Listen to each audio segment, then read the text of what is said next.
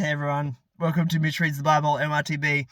How annoying is this? I just recorded this whole video with like a little lapel microphone on, and I got to the end, and all the sound was just like there was literally no voice. So I'm having to record the whole thing again. But that's okay. That's okay. Doesn't matter. It's good. Maybe this second time will be better. We'll never know because we can't even hear what the first time was like. We're in Hebrews chapter 11, verse 1. I'm going to read verse 1 and 2, and then maybe I'll read a little bit more from verse 8. Here we go. Hebrews chapter 11, verse 1. Now faith is the confidence in what we hope for and the assurance about what we do not see. This is what the ancients were commended for. Verse 8. By faith Abraham, when called to go to a place he would later receive as his inheritance, obeyed and he went, even though he did not know where he was going. By faith he made his home in the promised land. Like a stranger in a foreign country, he lived in tents, as did Isaac and Jacob, who were heirs with him of the same promise. For he was looking forward to the city with foundations, whose architect and builder was God. And by faith, even Sarah, who was past childbearing age, was enabled to bear children because she considered him faithful who had made the promise. And so, from this one man, and he as good as dead, came the descendants as numerous as the stars in the sky and as countless as the sand on the sea shore. And when I used to read this verse, that first verse in Hebrews chapter 11, it's one of the most famous verses in the Bible because it gives you a very succinct definition of what faith is. Let me read it to you again. Now, faith is confidence. This is what faith is. It's confidence in what we hope for and assurance about what we do not see.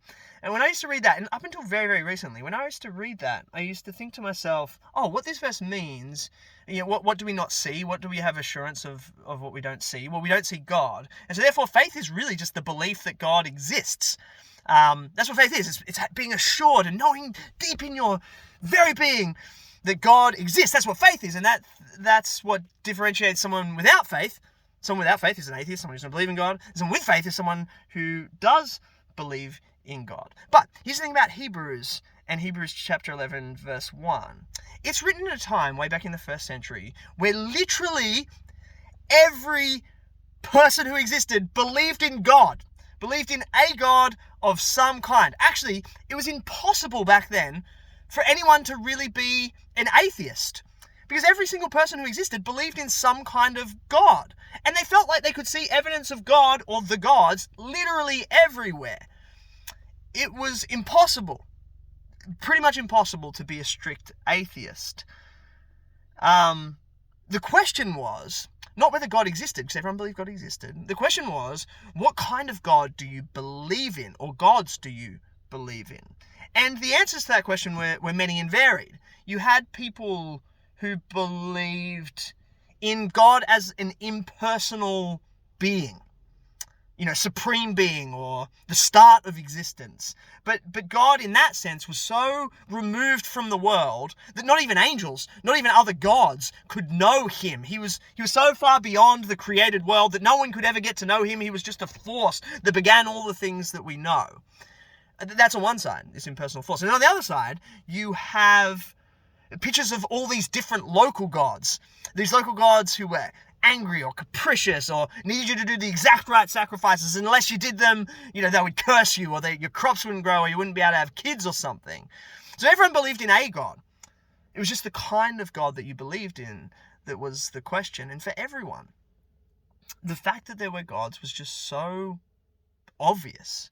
When you looked out around the world, you saw evidence of the existence of God literally everywhere. The fact that things were, the fact that things grew, the fact that humans grew, the fact that we could think up something or someone like God. This was all evidence to the ancients that God exists. The fact that there's trees and not trees. The fact there is something and not nothing. The fact that there's all these different diversity of animals and all this different diversity of humans. That was all evidence that a God existed to the ancients. Now you might be thinking to yourself, but Mitch, now science has proved how all those things came into existence. Science has proved what exactly they are, so we have no need for God anymore.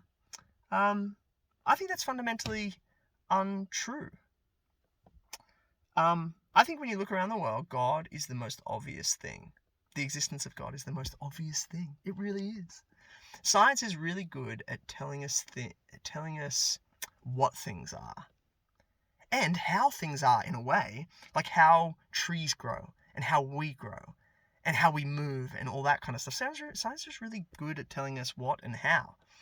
But science cannot tell us why things are, why there is something and not nothing. It takes it for granted.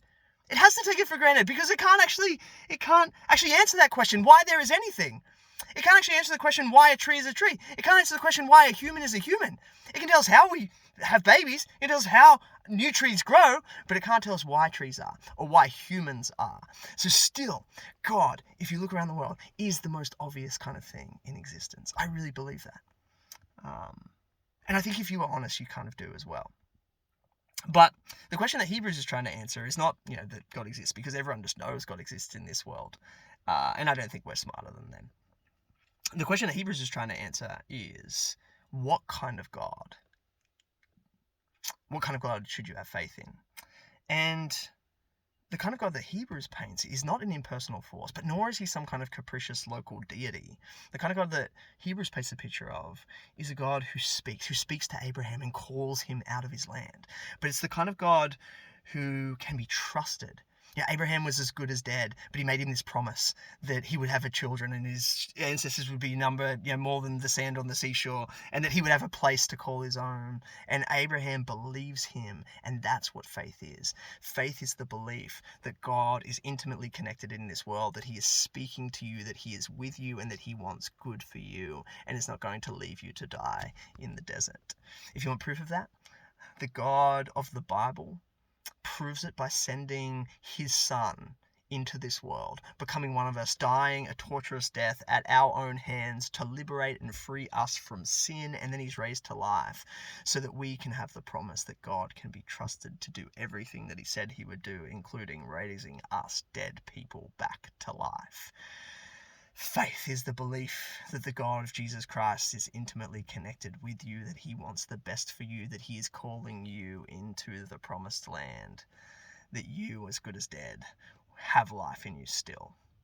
God is the most obvious thing in the world, and the God of Jesus Christ is even more obvious. 7 minutes and 37 seconds worth of thoughts on Hebrews. Peace, my friends.